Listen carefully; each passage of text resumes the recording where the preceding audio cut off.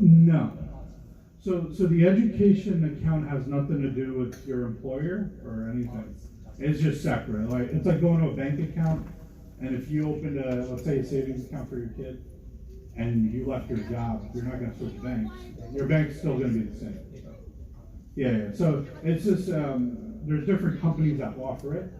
Sort of like how you could have bank accounts at different banks. You also have different investment companies you could choose from.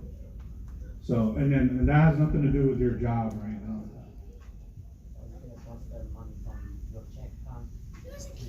Your checking account to the plan, to the education plan, yeah. It's all self-managed. You set up basically once you set up the plan, you'll have the ability to contribute on a monthly basis. You could set it up automatically where it withdraws from your checking account. So let's say it's 2,000, you just divide that by 12 and just have it go, every month. Something like that. Systematic.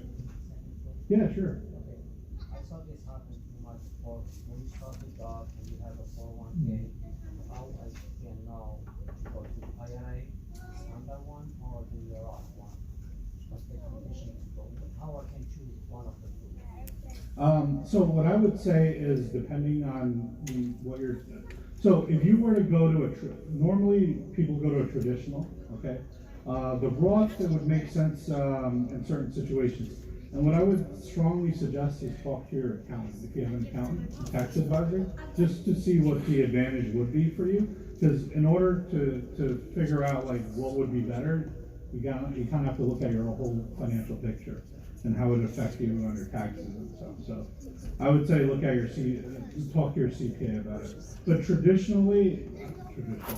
But normally I would transfer into traditional since there's no real issues there. So, unless you've seen other ones. Yeah, go ahead. So, I think the difference between, as Samir mentioned, the difference between a Roth and a traditional is when you're actually going to be paying taxes. So in the Roth IRA, you're going to already pay the taxes, you're going to save it tax-free, and when the money comes out, it's tax-free. Traditional, you're saving the taxes now. It's going to grow tax-free, but when you take it out, you're going to pay taxes on it. So where does the math lie? The math lies in your projection. Are you in the higher tax bracket now, or will you be in the future? So that's kind of like, so for example, if you're just coming out of college, and you're only making a minimum salary, and you know your salary is going to increase over the years. By the time you retire, if you're in the minimum tax bracket now, what are your chances of it being higher or lower in retirement? Probably higher. So you would probably favor more Roth than the traditional. Now if you're at the peak of your salary range, and you know that in retirement you're not going to be working, so you're only doing bonus, probably your tax is going to go down. Then it would make more sense for you to do the traditional rather than the Roth. That's a general rule of thumb. It's not exactly, but that's generally how you'd want to think about it. Okay? The other one is that when you move over from a 401k to an IRA, right? Not every company will allow you to move directly into a Roth. So what they do is they move you from a 401k to a traditional IRA, and then there's something called the Roth conversion. You have to do that. When you do that, you pay all the taxes up front on that year. So you might decide that I can't afford $30,000 in taxes this year, right? Because it's adding to your income. So you might decide, no, this is not the right year to do it. Maybe I'll do the conversion next year, or a year that I don't have a job, so that your income tax bracket is low, and then you do the conversion. So those are the types of things that you want to be thinking about when you actually do that. And then a couple of other things that I wanted to mention as Samir was talking. Thank you for the presentation. Number one, he was throwing out, in the traditional IRA, 6,000, 401k, it's 19,000. Now these are all maximum limits, right? The important point is you have to do something, because if you don't do anything, then it's going to be like the idea that the best time to plant an oak tree was 30 years ago. The next best time is today. If you're not going to do it, it's never going to happen. So you have to do something. Part of that is also on the ESA. You might think to yourself, well, it's $2,000. How am I possibly going to save enough money for my kids to go to college? There are supplemental things you can do, as Samir was mentioning. So you put the $2,000 away for your child in the name of your child. And then what you do is you actually put away some money in the Roth IRA as well. And the reason why is because the Roth IRA, you can pay for higher education for anybody in your immediate family. Okay? So when you take the money out of the Roth before retirement, there's no penalties. and there's no taxes. But if your child gets a scholarship, you don't have to take it out. You can leave it in there and use it for your own retirement. You see the flexibility? Now you went from $2,000 to $8,000 per year that you're able to save. So those are the types of things you want to think about when you're thinking about the thing. And generally speaking, if you go with if you have a choice of where you want to make the investment, like which company you want to go with, then you control the choice. You can choose to make it halal or not. If the company is deciding for you, there's always going to be very few, if any, halal choices. So in a 401k, likely there's very few. 529 plan, very likely few. But if you're choosing the traditional, you're choosing the Roth, you're choosing the ESA, you have a choice of where you want to open the account, and also where to be able to invest. Okay? Yes. Is the OPNA UGMA tax deductible? What is it? Tax deductible? Like No, it's not. tax? It's not tax deductible. So it's after tax money going into your child's account, Okay. and then the money grows, right? But Tax the deferred. tax deferred, but it's at the child's rate. And because the child is how old, he's not making any money, or she, then it's zero. Okay. So that's how it's tax deferred. So and then when you take it out, you'll have to pay capital gains tax at the child's rate. And the child's income rate? Right. Well, the capital gains is not on income; it's on just the rate itself. So it's either long-term or short-term capital gains. Oh, okay. Unless you have zero income, then it becomes even lower than that. Okay. So the child's tax at age 18? Correct. So there's you can actually stipulate what the age is. To do that, so it could be 21 as well. Yeah, some states. Yeah. So my child is 19, and he doesn't even know about my child. And why do you do that? And the reason is because like as your child is getting older, you're going to realize, okay, I started putting in $15,000 as an example, and when he was 1, and now he is 15. 15 times 14, that's over $250,000 in his account. That's not including the growth. So if you think they're not going to go to college, you have a serious problem coming up down the pipeline. So either there's multiple options that you have. Either you never tell them about the account, which is okay, or when you move the account from their name from the child, the UGMA to their child's name, you convince them you want to do a joint account, so that you control some of how the money is being dispersed. The last way to do that, and this is something that's I don't recommend it, but you can do it, is by the time they're like 14, 15, you probably know whether they're going to listen to you or not as they're getting older, right? So if they're not going to listen to you, what you can do is you can begin to charge them for expenses that you're incurring for them. You can charge them rent on your house. Every time you buy them clothes, you can actually take it out of that account. You see, I'm now beginning to deplete the money that they have in their account. And those are some options you have to be able to kind of lessen the impact from them deciding they want to buy a Ferrari and travel the world rather than go for the education.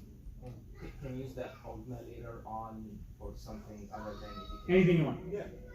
Anything. Marriage, There's no restriction. first time purchase of a house, whatever they want to do, it's going to be their money. Why is it in their UGMA and not in their name? You know? No. Because they're minor, they can't sign for themselves. Yeah. That's the only reason why. Their social security number is on that account.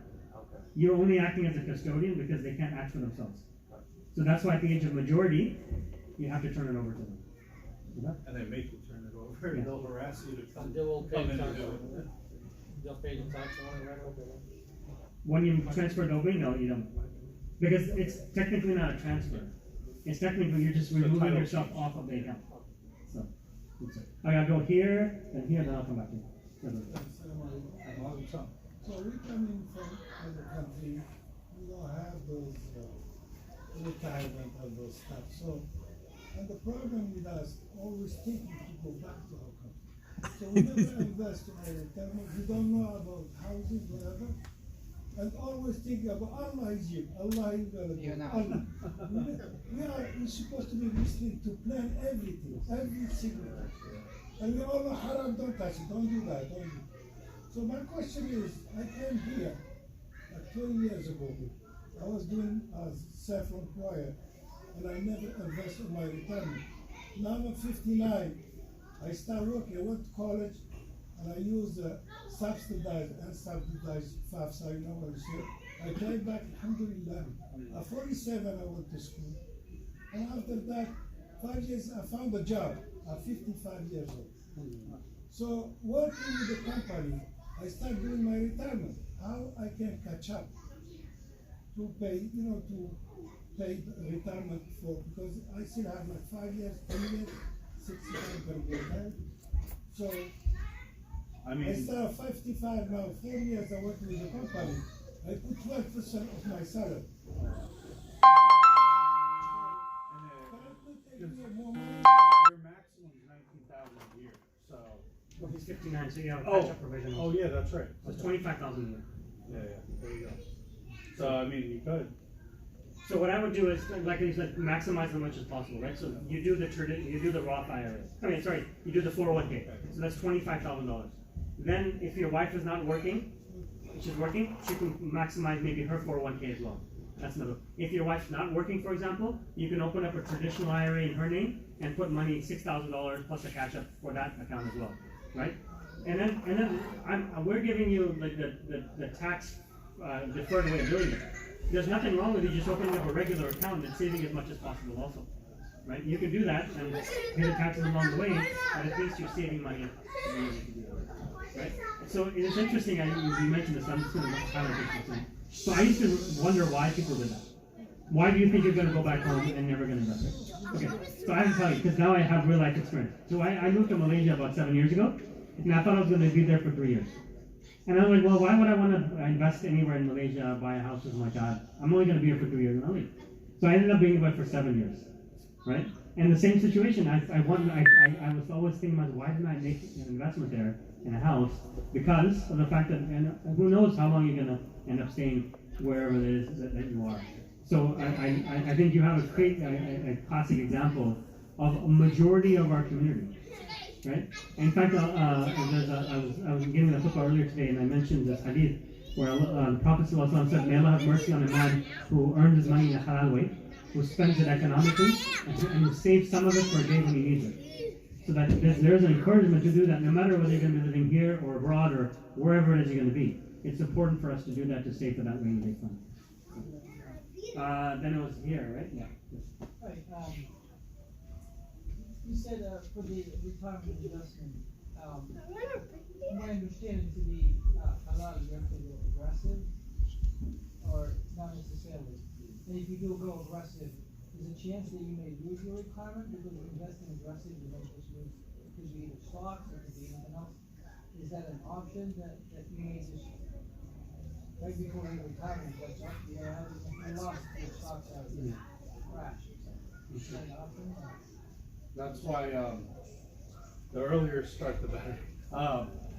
So if you're, let's say you're 59, right, and you're going to start now, and you're going to be very aggressive, and you're going to take your money out in 2 years, I probably wouldn't recommend it.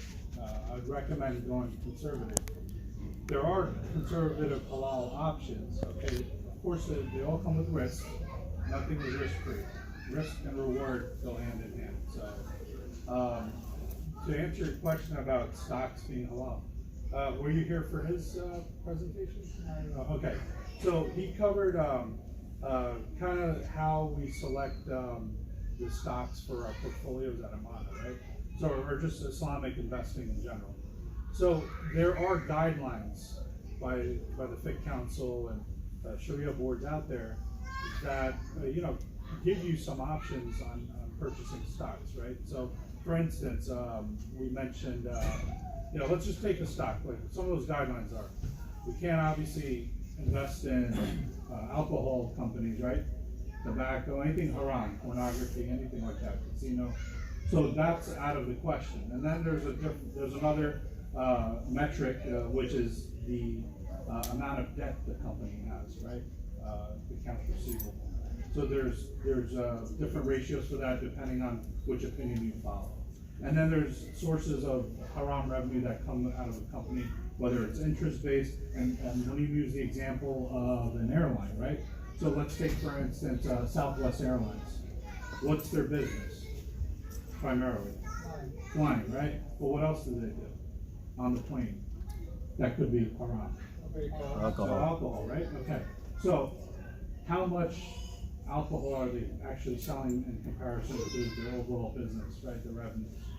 It's less than 5%. I think you mentioned 1%, right? So that is okay according to the Sharia scholars. Okay. So under 5% is kind of a metric that we use. And that comes from one of the FIC councils that we follow. So that's kind of how we pick equities and for our mutual funds. And they're being screened on a quarterly or half a year, sometimes annual basis by a governing body in Malaysia called Islamic. So they're watching, making sure it's still halal, our portfolio. So you can do that. There's ways of doing that. But yes, it's going to be risky because these are stocks. And with that, you need time. I'm not going to say be scared, but you just need to give yourself time. Because a person who's conservative, I would say 5 years plus. 5 years, so 10 years doing the same. 10 years, oh yeah, for sure. Give yourself Yeah, one thing to keep in mind is that you have a possibility of losing money. Yeah. The possibility of losing all of your money is it's probable. I mean, it's not possible, but probable. You see what I'm saying? See the difference?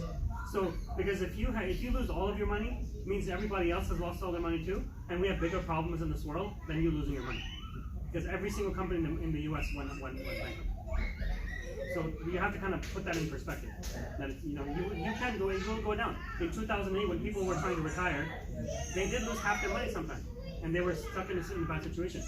But if you weren't retiring and you were able to hold on to it, you would have more than doubled your money since the bottom. So you have to kind of have time on your side. And in 2008, just to go back on that reference, people who did panic and sell out, and I get it, it was a scary time. I was working at JP Morgan, phone calls all day. However, the people who actually sold out were the ones who lost out. But if they had stayed in until 2009, what happened? You're nodding your head. What happened? It came back and more. So the key is stay invested and for the long term, right? But if it's short term and you can't sleep at night, don't do it. As far as you think, you got a percentage We could talk about that on offline, but yeah, I mean it's basically annual fees on the funds, operating expenses. Yes, sir. Where does the 5% come from? And are there any stocks that doesn't have any have zero haram like return on them? Okay. So that's a good question. So the question was, where does 5% come from, and are there stocks that have 0%? So let me let's answer the second one first. When we first came up with the guidelines back in the 1980s, this is anecdotal urban legend. And there was one scholar who said, you know what, interest is very bad, and so if the company's borrowing money, we don't want anything to do with it. So we went back and we said, on the S&P 500, how many companies have zero debt on their balance sheet? And we came back and we realized there were 50 companies that had zero debt. That's pretty good. We can diversify portfolio on 50 companies. But another scholar said, yes, that is good, and we should eliminate that. But also, if you keep money in the bank, then that's going to draw interest, and that's not all either. So I want companies with no cash in the bank.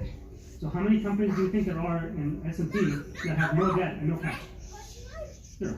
So that's where the kind of the balances were created for these ratios. The 5% one is the only one that I would tell you is much more of it's not a percentage taken from somewhere. It's more of a feeling, right? And that is because at what percentage does the fundamental nature of a company change so it's no longer what it says it's doing?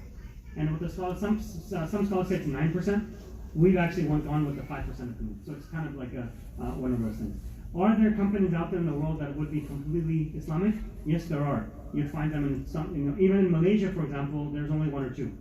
In the Emirates, you'll find a couple of them that are publicly traded. I think maybe about 4 or 5 of them. And what they do is they're basically would be like real estate companies or other companies, and they've certified that their bank accounts are in Islamic banks, their borrowings are Islamic loans, all of the things that they've certified that they are completely 100% Islamic. But out of the 10,000 or 15,000 stocks in the market, to have only 5 or 6 of them, it's really not a diversification. Yes. How much time do we have left? We have 10 minutes between the adhan and the iqamah. How old is Aman? Amana now is started in 1986. The first fund started in 1986. Okay, anyways, 20 years ago, 25 years ago, 30 you years. never heard about it. Yeah. So my son was born 20 years ago. I opened a new fund. A what? New fund Okay. to the relatives. Uh-huh. So I have no control of it. If it's conservative investment, I have no control of it. So where does it stand in regard of halal? I have no control of the funds that they use. Yeah, I don't know enough about it to be able to tell you, unfortunately, what investments they're making and those type of things. So I don't want to just blankly tell you it's allowed or not allowed. I don't know. I can't move it out. That's the problem. Yeah. I can't move it out. They'll penalize it if I do. It's only for school. Yeah, you're gonna have to keep it in there. But what I would tell you from that perspective is, just now that you know, you don't put more money in it, right? Oh, it's like a universal life. That's what you meant to say. Okay. Yeah, I don't know what to tell you, because the universal life is it's tricky. It's one of those where the investments that look, I won't give you. I can't tell you whether that's allowed or not. But there is, there's over the years now, there's been such a long time, there is cash value that's built up in the actual, the life insurance policy. But that's good. Goes toward the school only. No, and it does not. So the cash value is something you can withdraw and cancel the policy. But they penalize it 40%. I mean, that penalize you the cost of the insurance. So there is a penalty. So that's what I'm telling you. I'm not going to tell you what to do. I'm just telling you there's alternatives. You have to decide what you want to do with those alternatives. So I'm not going to tell you it's a penalty, don't do it, or penalty, do it. I'm just telling you there is a way to take some money out of it. You just have to figure out whether you want to do that. Utilize now. I have 2 kids in school. Yes. Utilize them. Yes. That's good. Keep them. Keep It'll going. be competed. Maybe. Maybe. In halal way. I'm not going to answer that question for you. And on the day of judgment, I want to speak for myself, not for anybody else. So, anybody else? Yes. Oh, you have a question. By the way, the Iqama is 8:15, so Okay. you have 20 minutes. Excellent. When we had a fundraiser in this masjid, we told the people they can borrow against their 401k. So the interest will go to the person himself if you borrow. Is that correct? Can you take money out of your 401k or borrow, Yes. So yes, you can do that. And there's a limit of in most 401ks, it's like $50,000 you can take out. And what ends up happening is you end up paying back the $50,000 to yourself, which is in the 401k, and then there is an IRS stated interest rate that's charged to yourself. Okay? So it's halal. So Because you're paying yourself. Correct. I mean, I just want to clarify why it's for those who might not understand. You can actually, based on the hadith of the Prophet, within the family of yourself, you can actually pay people interest. So it stays within the family. And so yes, if you're paying yourself back, then you can charge yourself interest. Okay? Did you have a question? The 5% when you get your money back, like by retirement, does funds like Amanat tell you how much was haram to obey, so you get paid with the 5% or the 3% or? So you're talking about something called purification. Yeah. So as of right now, we do not do purification. That the reason why, and again, there's a difference of opinion. Our scholars have said that the purification money can be used for the expense ratio of the fund. Meaning that we have to charge you a fee for the audit of the fund, the maintenance of it, account opening, all that kind of stuff.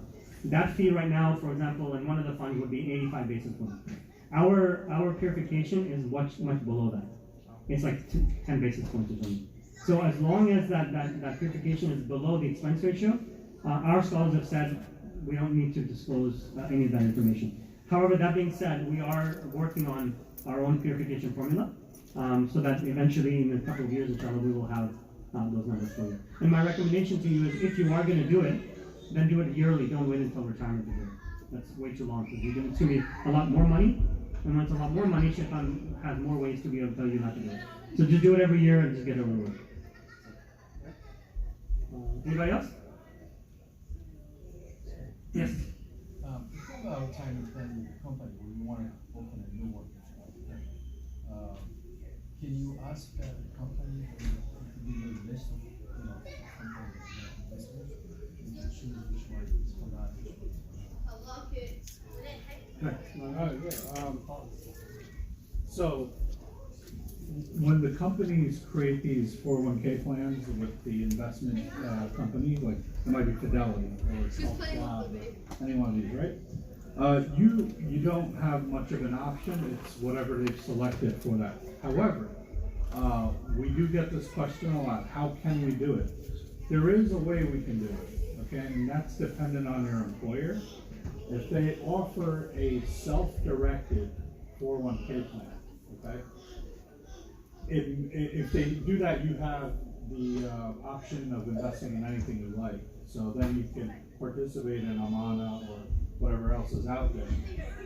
But the company has to offer. I was just helping a doctor who works for a company or a hospital, and I was on the phone with the 401k or the 403b rather, that whoever administers it, and unfortunately they couldn't do it. They said we don't have that option. So you have to ask, and normally if it's like Fidelity, there's a lot of accounts are with Fidelity, a lot of the plans are with Fidelity. They tend to allow you to do it, and I believe Charles Schwab too. You know of any other big ones? A lot of E-Trade, all those. Yeah. Yeah, so it's all dependent. So if they allow you to do that, great. And they may charge you a small fee for it. I've heard this too from people, to have that, because it's a separate plan that they're putting in just for you. So just check with them. And if they can, then great. You'll have options to have halal investments in there. So one other thing I'd recommend to you, and that is that we've worked successfully with other companies like FedEx and Microsoft and Intel, that they didn't used to have a brokerage option within the 401k, the self-directed one. So we worked with the Muslim employees in the actual company to go to their HR and lobby for this option. And so Muslims couldn't do it themselves. For example, what they did was they worked with other Christian or other faith-based organizations to say, we don't have any funds that we can buy, but we want to buy faith-based funds. We don't have any, so what option do we have? So they opened up. They also worked with the environmental groups in their companies because they wanted to have ESG funds. So you kind of make a coalition and go to the HR department and say, we want to have this, and you please allow it. And the more employees you have that are wanting to do it, the more it's possibilities. Yeah, that's one way to do it. Same way you lobby to get the Eids off for school. So, yeah, I mean, we're in a different time. It's crazy. We're in the Trump era, but mashallah, the Muslims are making progress in different avenues. So, any other questions? Do you have guys like a list of companies that we can invest our money in? I mean, we have our funds. I mean, because our funds are pretty much, we select those funds. We do the homework for you. The issue becomes if you do select, like let's say you go and you choose the equities that are in our portfolios. Problem is, there's no oversight on your end, right? Like let's say we get rid of it out of our portfolio because something happened, the debt ratio went up, or they began doing some haram activity. You may not be aware of that. So that's why we recommend just to stick with a fund that has like some oversight, like we do. Right? Sure, yeah, absolutely. Are you looking to buy individual stocks yourself? Is that what you're asking? Yeah. There are stock screeners. Yeah, there's stock screeners that are out there you can use. Yeah. Even like on a Yahoo stock screener, if you can put in the ratios that I just gave you, you should be able to come up with a list as well of stocks that are out there. So you can do that. Now this is unless we're not promoting Amana, I can tell you another way to do it. So there's an ETF out there, right? Trades on the London Stock Exchange. It's called the MSCI. MSCI iShares Islamic World Index. That has 750 stocks in there from around the world that MSCI considers Sharia compliant. You go to their website, they'll give you the entire list of 750 companies. And it's updated on a quarterly basis. Right? So you can use that to screen it yourself. What's it called again? I'm not telling you. It's an MSCI Islamic World Index. It's by iShares. Okay. I think there's also a Dow Jones one, right? Yeah, I think so. There's a Dow Jones Islamic one, ETF out there as well. Cool. Anyone else? Anybody else? Yeah.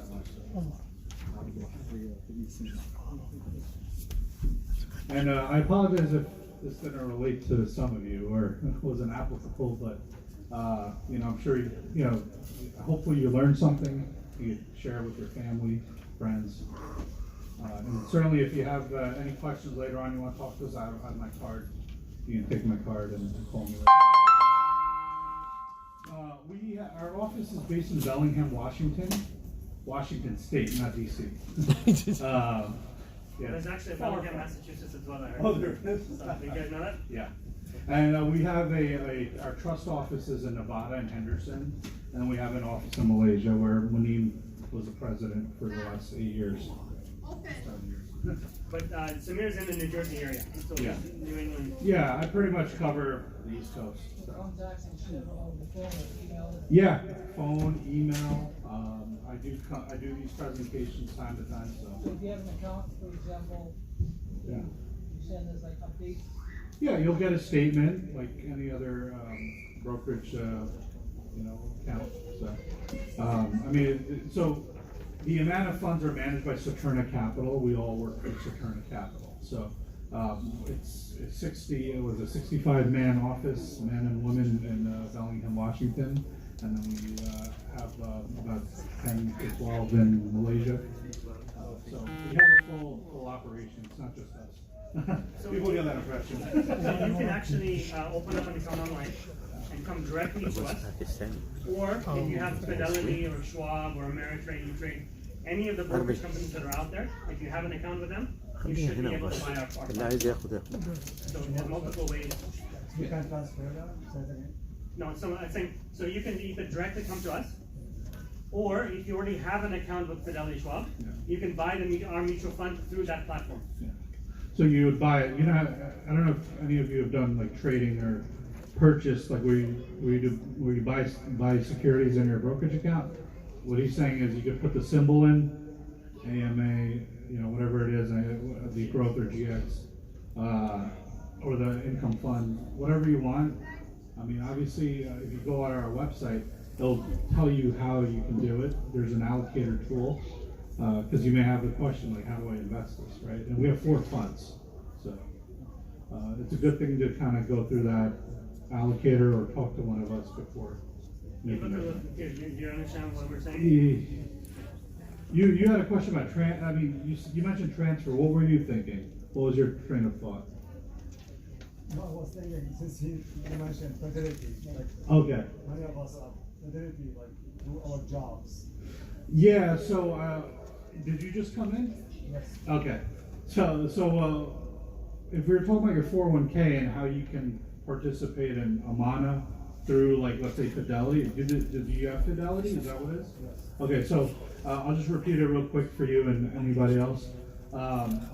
You can participate in Amana or any other investment of your choice if you select if they offer the self-directed 401k.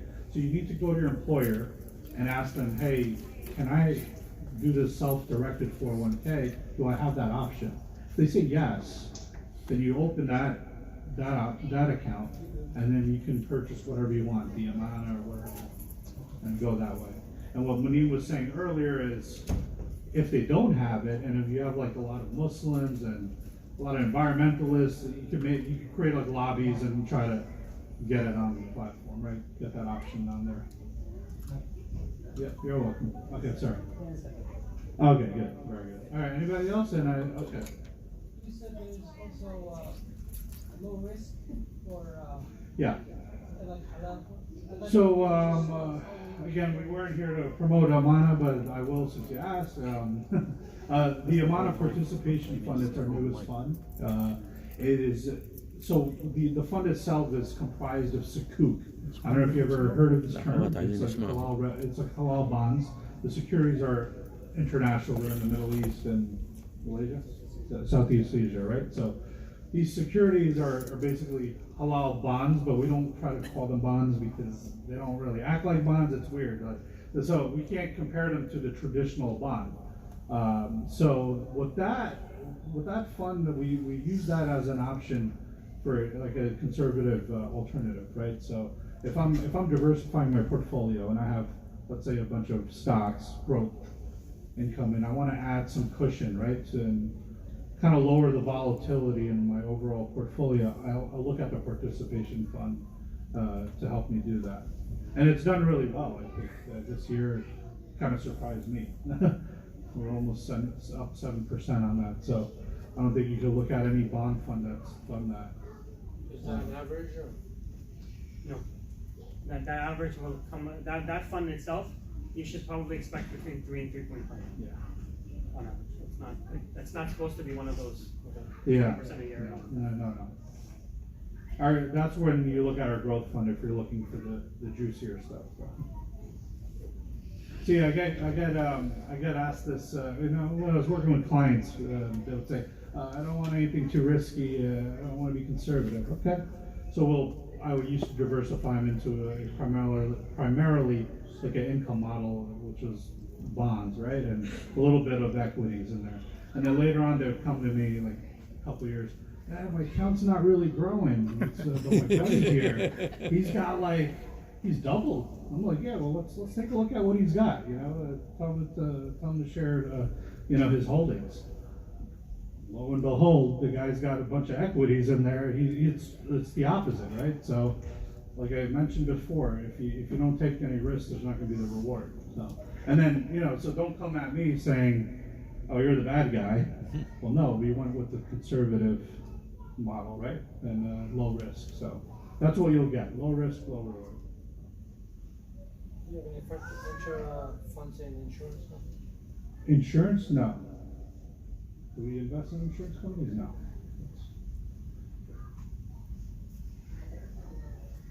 Okay. We're All getting right. closer to the time, so if there are any final questions? Final question? Yeah. No, you talk to us after. So I saw a hand back there. Oh, you're just looking at the phone. Okay. All right. Who wants to come give the event? Jazakallah khair for Shabab here. All right. Well, thanks for your time and thanks for listening to us. Tomorrow you're gonna be in. Yeah. So tomorrow we'll be at the Islamic Society Greater Lowell. I was told to pronounce it wrong. Lowell. So we'll be there tomorrow. We have